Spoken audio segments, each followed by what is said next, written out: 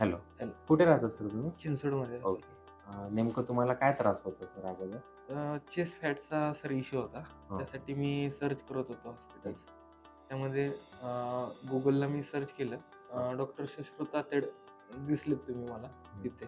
तर मी रिव्ह्यू वगैरे चेक केले तर रिव्ह्यू सगळे ओके होते. मग मी व्हिजिट दिली आपल्या क्लिनिकला. क्लिनिकला व्हिजिट दिल्यानंतर चेक केलं तुम्ही. त्यानंतर ऑपरेशनचा डिसिजन झाला. आपला जो ऑपरेशन आपण केला तो हं. एकदम एडवान्स टेक्नॉलॉजी लायपोसक्शनने केला. अच्छा. ठीक आहे. ऑपरेशनच्या वेळेस तुम्हाला थोडी काही मनात भीती होती का? ऑपरेशनला जाताना किंवा ऑपरेशनच्या दिवशी काही भीती होती तुम्हाला मनात? हां, येस. पहिल्यांदा तर वाटतच होती भीती, की बाबा ऑपरेशन आहे आता कसं काय? कारण की इथं बॅचलरमध्ये मी राहत होतो.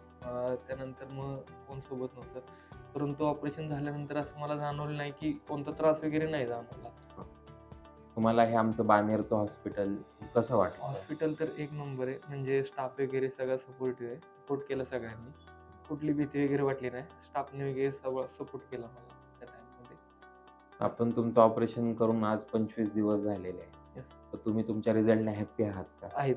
पूर्णपणे हॅपी आहेत आणि दुसऱ्या लोकांना सुद्धा रेफर करायचं झालं तर मी प्रशस्त हेच नाव रेफर करेल. कारण की मला तर प्रॉपरली ज्याला मला एक्स्पेक्टेशन होती तसा रिझल्ट मला भेटलेला. त्याच्यामुळे मी तर हॅपी आहे. प्रॉब्लेम.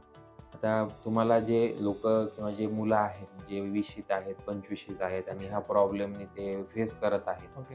तर तुम्ही त्यांना काय सांगू इच्छिता? कारण की ते पण तुमच्यासारखे ऑनलाईन सर्च करत असतात. Okay, okay. मग त्यांना तुम्ही काय निरोप द्याल किंवा काय तुम्ही सांगू शकता? मी तर सांगू शकतो 100% की त्यांनी हे एस्थेटिक हब आणि डॉक्टर शिस्त्रत सर यांच्यासोबतच कॉन्टॅक्ट करायला हवं होतं. म्हणजे करायला सांगेन त्यांना. कारण की जे ऑपरेशन प्रोसेस आहे किंवा बाकी ज्या प्रोसेस आहेत, ते एकदम ॲडव्हान्स लेव्हलचे आहेत ऑपरेशन हां. प्रोसेस. त्याच्यामुळे तुम्हाला कुठला त्रास होत नाही किंवा बाकी सगळी लोकं हेल्प करतात तुम्हाला. एकदम प्रोसेस स्टँडर्ड लेव्हलची वाटली. म्हणजे पहिलं जेव्हा कन्सल्टन्सीसाठी मी आलो होतो तिथे, त्यावेळेस सुद्धा सरांनी मला तुम्हीच म्हणजे 15 ते 20 मिनिटं प्रॉपर चेक करून काय-काय होईल, काय-काय नाही, ऑपरेशनची गरज आहे का?